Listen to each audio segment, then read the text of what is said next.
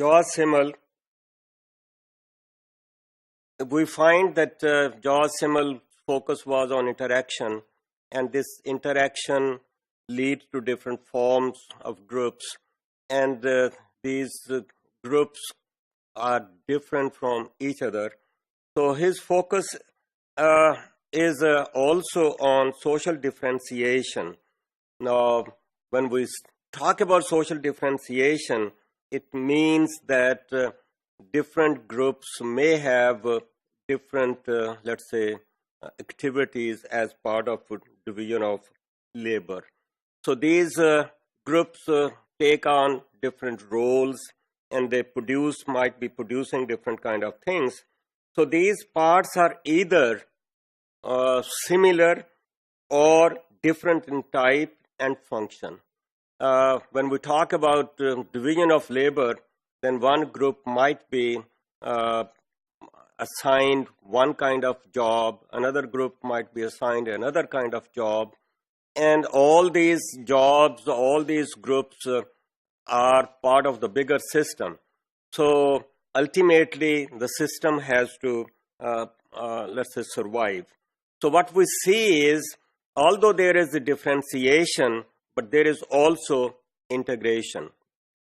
This is more like Spencer's idea of human body or organism, where the different parts of human body perform different functions, different roles, and also then all these are with respect to the survival of the human body. So there is let us say, integration of these roles or activities, or the different jobs being performed by different organs. Similarly, we see that in the society, the different groups might be performing different roles, different activities, different jobs as part of the division of labor. But all these groups are working towards some kind of central idea.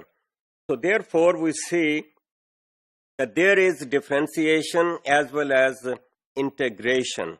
Now, this differentiation or the division of labor, in his opinion, was a step towards progress. That as the societies progress, there is more and more differentiation, there is more and more division of labor. So differentiation, as I said earlier, it leads to division of labor, and we go for this division of labor because it is considered to be economical. Maybe one group is performing only one kind of activity, and also it might specialize in that. It might be expert in that particular, become expert in that particular activity. So we see that they might be able to produce the, let's say, items in a economical time, and the time and the labor saved from that side could be used somewhere else. So time and energy saved can be invested somewhere else, maybe the production of other let's say, activities assigned to this particular group. So increasing differentiation is a part of the development of society. So this division of labor and differentiation of qualities are indicators of progress, indicators of development, and modern society is actually working on the basis of this differentiation as well as division of labor. But then we also see that this division of labor also has some integrative kind of force. So there is both differentiation as well as integration. And this is how the society works. And in this operation, we also see individuality. The growth of society with respect to differentiation, division of labor, can lead to some kind of specialization.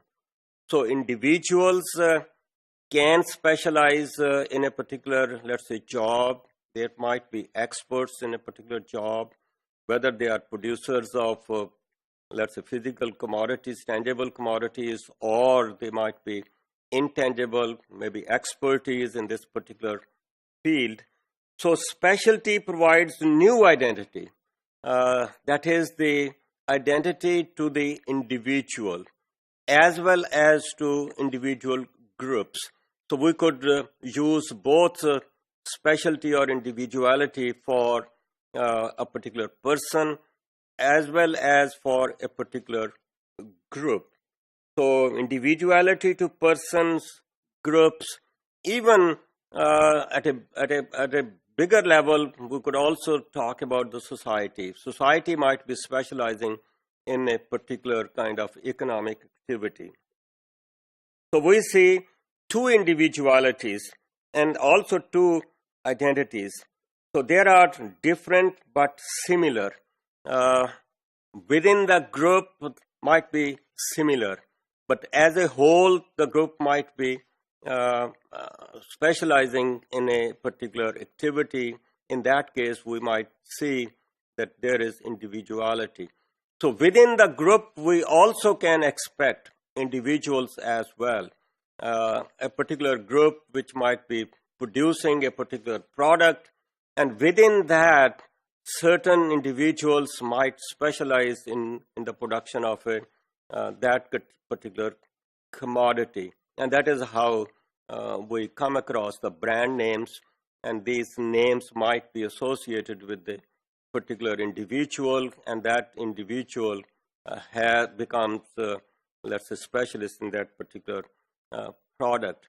So that could be individual person, that could be individual group, but when we talk about the division of labor, it moves towards one group being different from another group, and the job which has been assigned, that makes a differentiation between these groups.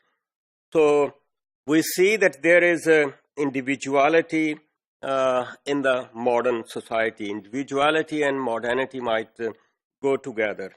So we see that there is individual freedom in the modern kind of society.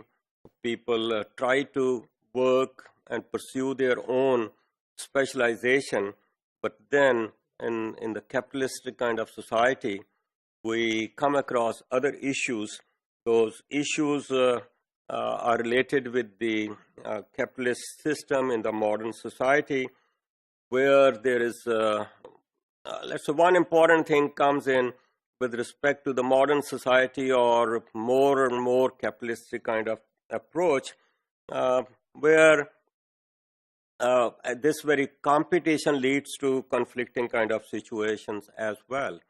The conflicts might emerge. The conflicts could be between the labor and the owners of the means of production, which Marx has been talking, but also it could lead to, let's say, isolation, loneliness. The interactions may not be the primary kind of interactions. These are more of secondary kind of contractual kind of interactions, and this is how people might come across the feelings of alienation from the society, alienation from the other members of the society, and then loneliness, alienation may have some other implications on the health of the individuals.